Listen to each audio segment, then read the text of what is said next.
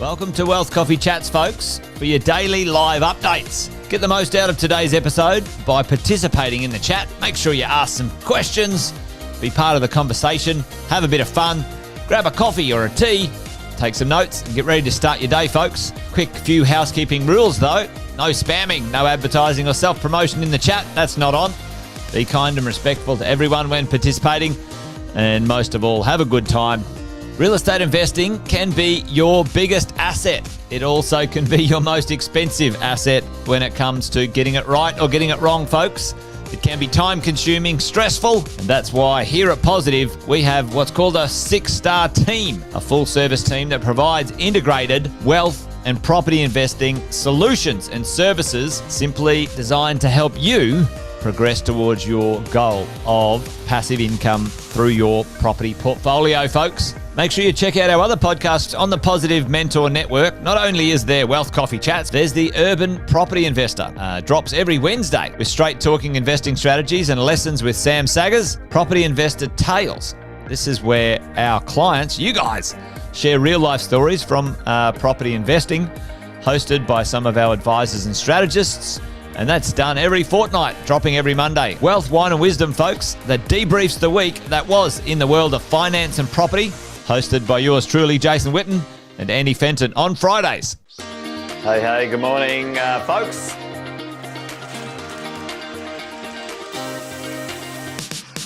Good morning, everybody. Welcome to another Wealth Coffee Chat. Hope you're well, folks, wherever you are. There it is, team. Morning. Morning, wherever you're tuning in from today. Early bird gets the worm, they say. Here at Positive, we offer a 6-star team. It's a team that help you at every stage of your wealth creation journey.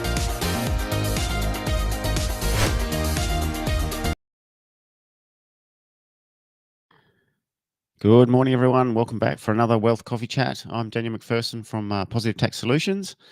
And today I've actually brewed up a practical and often underutilized strategy to talk about, and that's salary sacrificing. So I hope you've all got your coffee ready to go. Won't talk today about what's been going on in the world. I'm sure we'll have a lot more to discuss about that later on. But yeah, today we're looking at salary sacrificing, a good way to look at boosting your retirement into super, financing a vehicle, simplify your financial management. So salary sacrificing does have a lot to offer. So let's kick off with the basics. What is salary sacrificing? So it's essentially an agreement between you and your employer where you give up a portion of your pre-tax salary in exchange for benefits. So that's like superannuation or car lease or even work-related tools. So it's called pre-tax because the amount you salary sacrifice is deducted before your salary is taxed, which therefore reduces your taxable income. So happy days. So this reduced taxable income means you pay less tax, and depending on what your salary sacrifice, you could also benefit from lower tax rates. So if it's going into super, for example, it's taxed at 15% rather than your marginal tax rate. So that's a win-win. So if we have a look at a bit of an example, we could use Sarah earning $150,000 a year. She decides to salary sacrifice $10,000 into her superannuation account. So her taxable income drops by that $10,000 to $140,000. And that means her overall tax bill decreases by almost $4,000. So the $10,000 going into super does get taxed at the concessional rate of 15. So she's got a pretty significant tax saving there just by salary sacrificing that super amount. Now, what can you salary sacrifice for? So let's explore what you can salary sacrifice and the options depend basically on your employer, but most of the popular ones are here. So we've got super contributions. We've got novated car lease. We'll dive deeper into that in a moment, but essentially that's a way to finance a car with pre-tax dollars. We've got work-related tools. So whether that be, you might be able to do laptops, mobile phones, or other equipment that you need for your job. Childcare costs. Some employers will allow you to salary sacrifice for childcare expenses. And then for not-for-profit organisations or some government departments, you might even be able to salary sacrifice living expenses or loan repayments because they are fringe benefits tax exempt. So we'll talk a little bit about that later as well. So they're the main things that you can, and the best thing to do is to check with your employer to see what options are available. and definitely make the most of it, because otherwise you're leaving tax dollars on the table and it's going straight to the ATO. All right, so I want to put a bit of focus on novated leases, as there's a lot of misconceptions on these. So novated lease is a way to finance your car through pre-tax dollars. It's basically a three-way agreement between you, your employer, and a leasing company. So your employer deducts the lease payments directly from your pre-tax income, and they pay the leasing company direct. So this covers not just the car payments, but also any fuel, maintenance, insurance. So it's all bundled into a package. So I guess what makes the novated lease attractive, there's a few pros and cons. So on the pro side, we've got obviously the tax savings, because the lease payments, or part of the lease payment, is coming from your pre-tax income, thereby reducing your taxable salary. There's no GST on the purchase price. So the leasing company claims back the GST, so you benefit from an overall lower purchase cost of the vehicle. Sometimes there are bundle costs, so having the all of those expenses rolled up into one fee just makes it a bit simpler. They normally get fleet discounts to the leasing companies, so they can get a discounted purchase rate through their programs as well. And then at the end of the lease, you also can upgrade or almost like roll over into a new car at the end of your leasing period. And one other thing is that electric vehicles are fringe benefits tax exempt. So regardless of your opinion of them, it is cheaper for your employer to offer you an EV rather than a normal standard petrol. So they're the pros. What about the cons? So we've got residual value. So at the end of the term, you'll need to pay a residual value to own the car. So it's sometimes referred to as a balloon amount, and this can sometimes be sizable. So through the period you've had your lease payments, but then there might be a big balloon payment at the end. It is dependent on your employer. So if you do change jobs, you may need to renegotiate the lease, which can be a bit of a hassle. So if you're thinking about changing jobs, that might not be the right step to go. It does reduce also your take-home pay. So your lease payments lower your disposable income. So although it's going towards a vehicle for you, you do need to make sure that, I guess, that vehicle is affordable to start with. So you need to do your sums and make sure that it's within budget. Some agreements may have limits on kilometre or usage of the vehicle and returning it in a certain condition. And it's not really ideal for low usage. So if you don't drive often, the costs might outweigh the benefits, because it's packaged in all of like the maintenance and fuel and everything's rolled into one payment. Sometimes if you're not driving a lot, the cost might be more than if you were to just buy outright. So some important considerations. How much do you use your vehicle for work? So if you use it extensively for work, such as visiting clients, attending offsite meetings, you might actually be able to claim a significant tax deduction by using your personal car instead of a novated lease. So that's another important point to note. Once you're on a novated lease, you lose the ability to claim work-related car expenses on that vehicle because you're already claiming part of it pre-tax. So an example, if you were using the ATO's logbook method to claim work-related car expenses, you claim a percentage of your car expenses like fuel, maintenance, insurance, based on the work-related use of your logbook. So someone driving sort of 10,000 Ks annually for work, deductions could be pretty substantial, because you can also include depreciation in there as well if you've got a relatively new vehicle.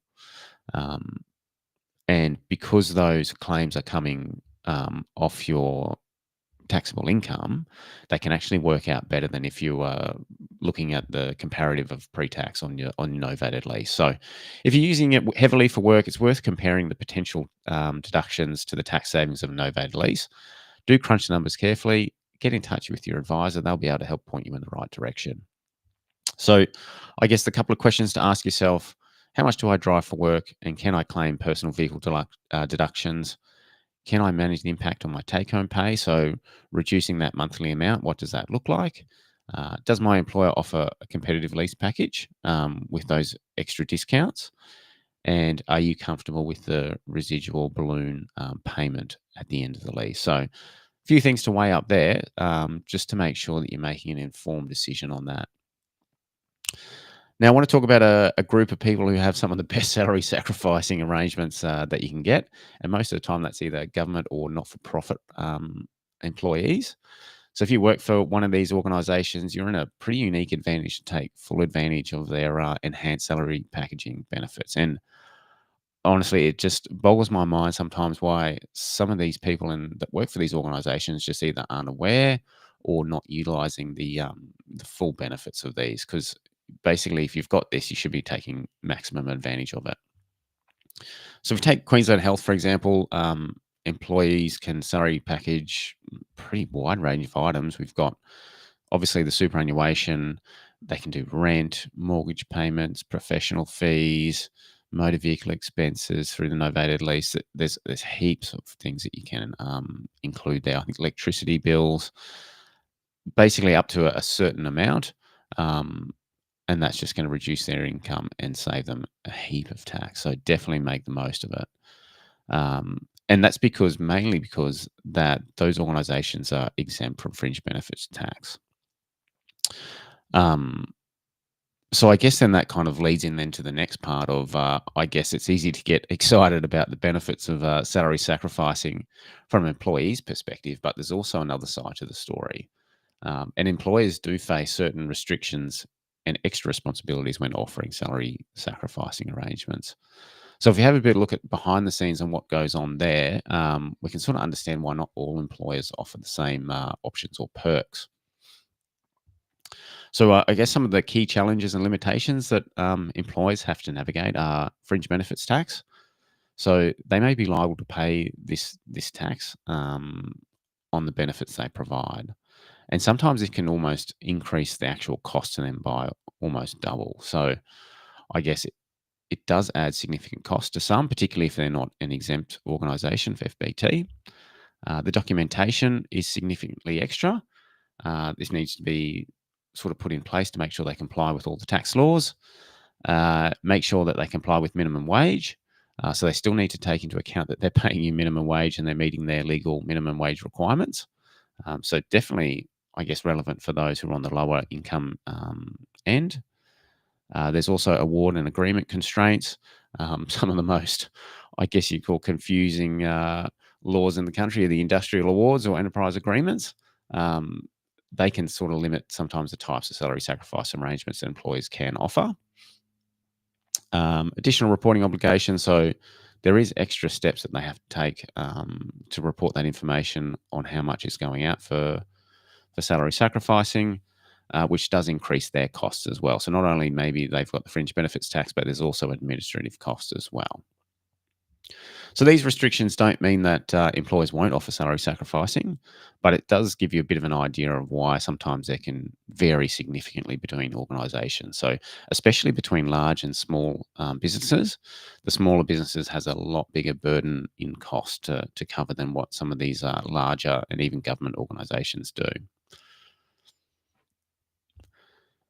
All right, so I guess salary sacrificing is a bit of a partnership. So while the employees gain tax benefits, employees are also working hard behind the scenes to comply with all their obligations, but it can deliver a great outcome for everyone.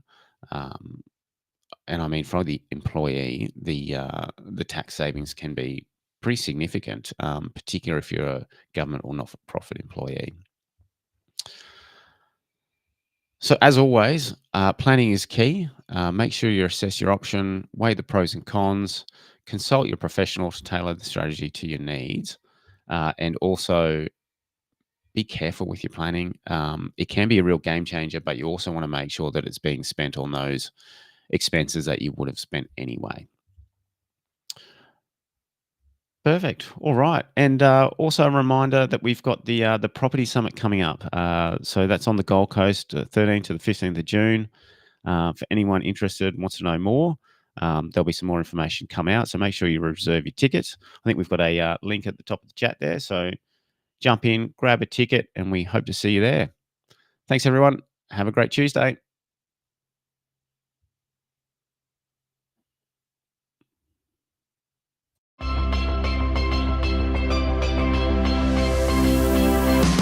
All right, this is going to be fun. Who has played the property game before? Who has been in the game?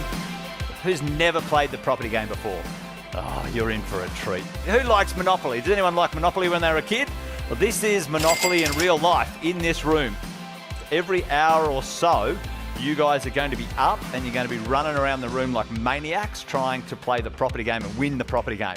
Today, I wanted to share the lessons, the mistakes, and the wins. I want everybody to put up their hands who knows their interest rates on all their loans right now. If you haven't seen me around before, I'm 13 years in the industry, in property management specifically. Who likes paying tax? If you need help finding somewhere to donate, I'm sure I can find somewhere else where it can go. No, we've got an expression in that, let's go and make new mistakes in the world. Who wants to make new mistakes? These are just strategic moves that can make such a big difference. So obviously buy well, never sell. Definitely the majority of what everyone's looking to do is collect some A-grade assets, B-grade assets, whatever it might be. I loved the idea of being a property investor and developing that identity. Collectively, they have way more years experience in everything that you think you're trying to solve. Because they do it every single day.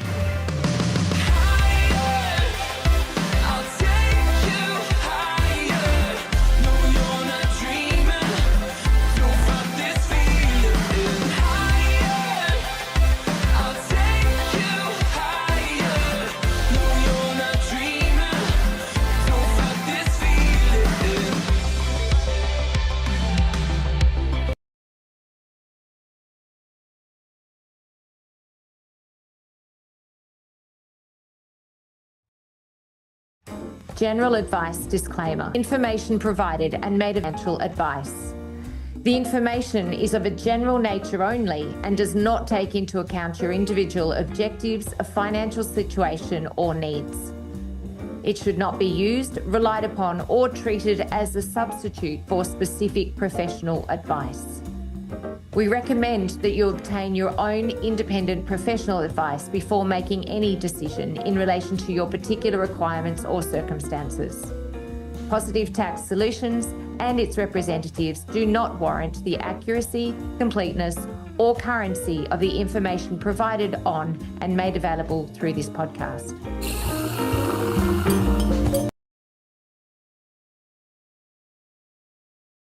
Thanks for watching another episode of Wealth Coffee Chat, folks. Make sure you like, subscribe, and turn on your notifications so you never miss a thing when we go live.